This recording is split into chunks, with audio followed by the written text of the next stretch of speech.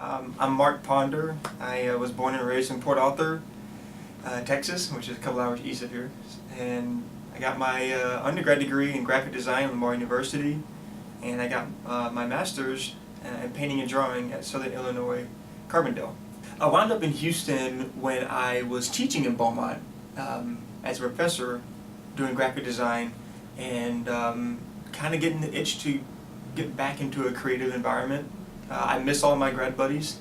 We had the best conversations, and I wanted to get more plugged in with that community. So my creative process was really kind of like an index of some conversations, some ideas that I have. I know when I was in grad school, I was always a lot of verbal disclosure, a lot of revelations about personal, spiritual understandings, even religious upbringings, that kind of sharing of stories. And I was just started making visuals about it.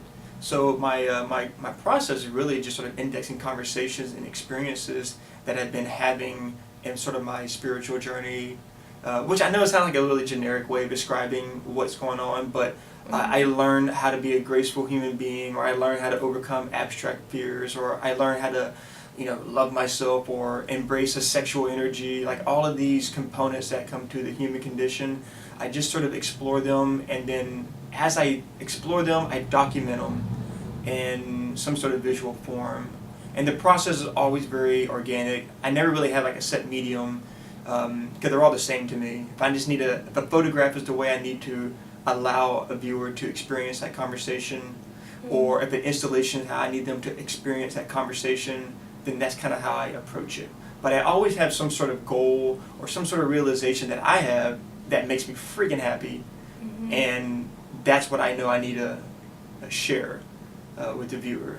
So my process is really just whatever I'm learning at the time, that's what I'm going to document. And those, I guess those are just really big words: conversations and indexing. Sort of an overall theme that is prevalent in a lot of my work is this sort of pursuit of happiness, or these sort of sensations of happiness. I'm finding that this journey began about maybe 5 years ago when I was learning how to cope with some sort of abstract fears, and figuring out how to bravely approach them and read books about them. But this pursuit of happiness, I don't know if it's ultimately a goal that I'm achieving or even trying to strive for. It's mainly living with the sensation of having a fear right in front of you, and then learning how to use a positive energy to overcome that fear. So there is a lot of positive elements in my work, mainly because that's how I fight my fears.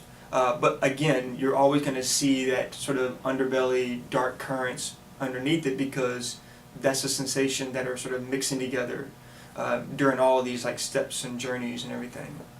And so after realizing that it is a mixture of these two sensations, I started figuring out how I kind of stumbled upon using happier elements that are only associated with very happy moments, such as birthday parties or Christmas, or anything that's to do with wrapping paper or bows or ribbons.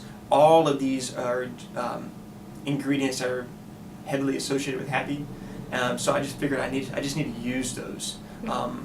So I use a lot of these elements because they're already colorful and bright and awesome in so many ways.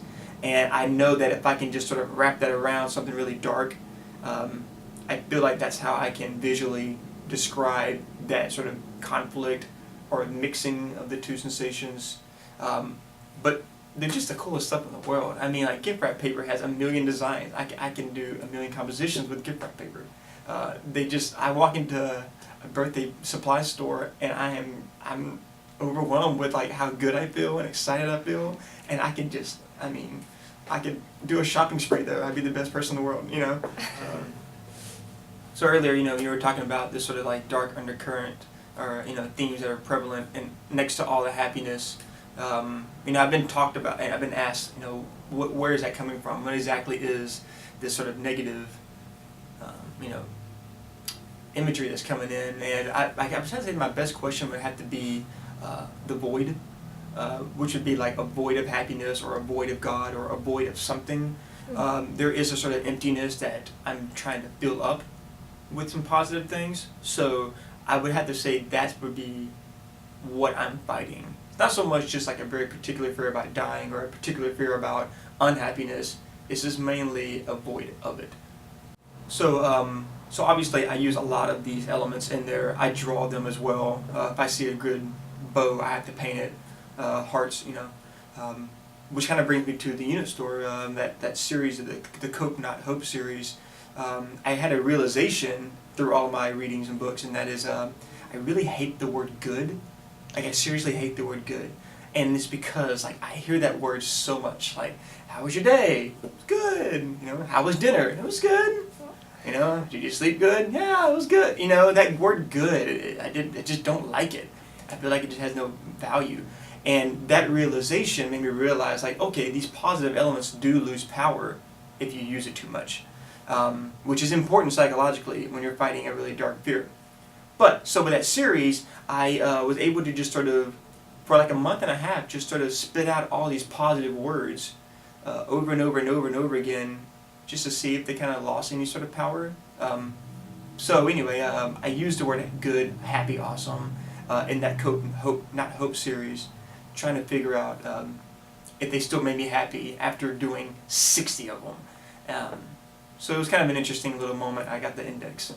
So, going through this journey, I'm learning that I'm also building self-confidence, self-esteem, and I am researching a lot of cult leaders. I'm researching a lot of megalomania. I'm learning how to reach maximum self-esteem.